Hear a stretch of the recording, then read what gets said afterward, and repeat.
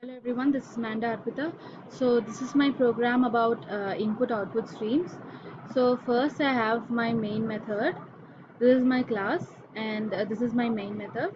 Here I've made an object of the class experiment number 10.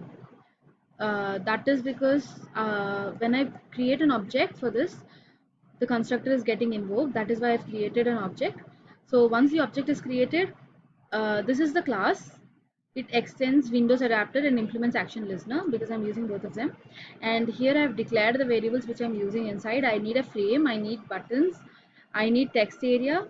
This is my first button, this is my second button, and I need a count value and a flag value which return a type int. And after that I need a string. So this is my class, and with the same name, when I draw a method, it is my constructor. So once this is executed, experiment number 10 e is equal to new experiment 10. When this object is created, the constructor is getting invoked. So what actually happens in the constructor? So first, when I run the program, you can see that this is the GUI which is obtained. So read and write is the name of the file. So f is equal to new frame. So new frame will have the name read write, and it should be visible. So I say f dot set visibility is true. You can give a bool value over here, and after that you have set layout, and it is going to be a flow layout, and I'm going to give the size of the frame. The size of the frame in the sense when I give it over here. So this is my size of the frame, and that is what I've given over there. So after that I have text area which says write your text which you need to put into the file. So that is noticed over here. And at the same time you have two buttons B and B2, and they are named new button go and get. So this is your go button and this is your get button. So now when you're going to add action listeners to them, you need F, which is the frame. So F add window action listener, add window listener, this. So that means this frame is getting an add window listener. After that, we have two buttons B1 and B2, which is go and get. So both of them have action listeners, and this B1 and B2 are these buttons. So we specify this in the brackets, and after that I need to add them to the frame. So as I've taken the frame f, the variable f, I say I'm going to add t, a b and b2 to the frame. That is f dot add t and f dot add b and f dot add b2. So when the program is run till here, all these things are getting run. So the execution and the action performed is done below. So when the window is closing, when you do the window, this is a window event, and when you close the window, it should exit. So over here, I close the window, so it is exiting, and that is why it is showing me a statement called build successfully.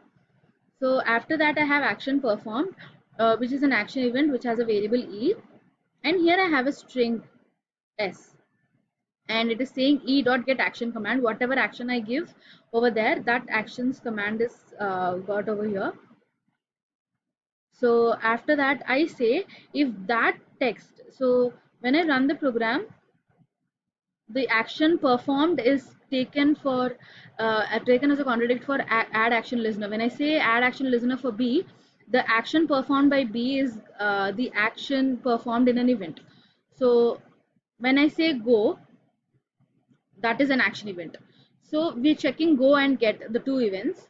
So the first case is going to be, if it is go, then I'm going to write into the file, and if it is not go, if it is get, if s dot equals equal to get, so this s is basically my button's name.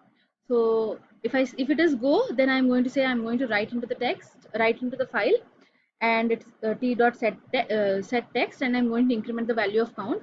When count is 1, I'm going to store it into my file. I'm going to write the text. Once I complete writing, I'm going to flush it, and after that I'm going to close it. And when you close the stream, you have an exception, which is an IO exception. So for that, I'm going to unwrap this in a try block, and I'm going to give an catch block also followed by it. And after that, if your count equal to 1, then I'm going to write file in my file, and if it is not equal to 1, I'm going to write it in my file dot text. So this also has the same thing.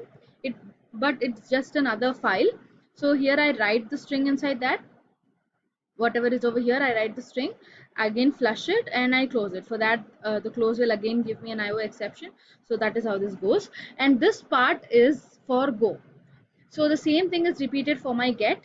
So for my get, I'm using flag, and here I've used count. That is the only difference. Both of them have the same meaning in both the programs. So here I say that I'm using a buffer reader, and here I used a file writer, sorry. So once I read from there, I need to display it on my screen. That is why I'm using a buffer reader.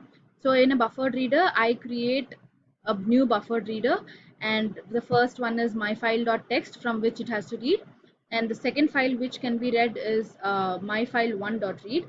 So when both of them are read, we are using read line because we are using a string, and when I read, it will throw an IO exception.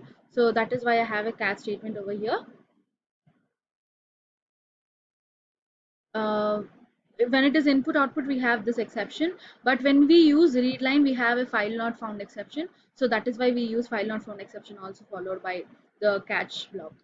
So the second thing we have is when the when the flag is equal to true, and in this we have a try block, two try blocks. One is for text thing, and the second thing is for close.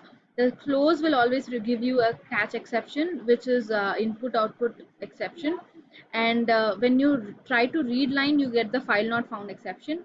So that is why I've used two tries and two catches over here. After that, I say t dot set text txt, and once I'm done with this, I initialize count and flag to be 1. So this is how the program runs. Um, so when I run the program, this is my GUI, and here I have a place where I can put my text. So for simplicity, to show the functionality of this, I say 1, I say go. When I say go,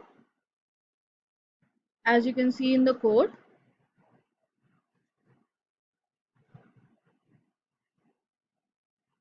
when I say go, it is actually file writer. That means it is writing into the file. So I'm going to say 1, and I'm saying go. So the first go goes into the my file. So when I say this is my second input, and this has to go into my second file. So the second go, if goes count is more than that, it goes into the my file one.txt. So once I written some values into both of them, I'll show you how the file looks like. So my first file's name is my file.txt. So when I open this file, I have the value 1 over here, and once I open my file 1.txt, I have the value 2 over here. So I have written the numbers in both the files. Now when I say get, it first gets me the value of the first thing. So the flag carries 1. So when flag carries 1, it is reading the value in my file.text. And if flag values get incremented to 2, that is when I click get twice, then I get the value of my file.text. So here I am going to say get. So it got me the value which is in my file 1, that is 1. And when I say get again, it is going to give me the value of the file, the number which is in my file 2.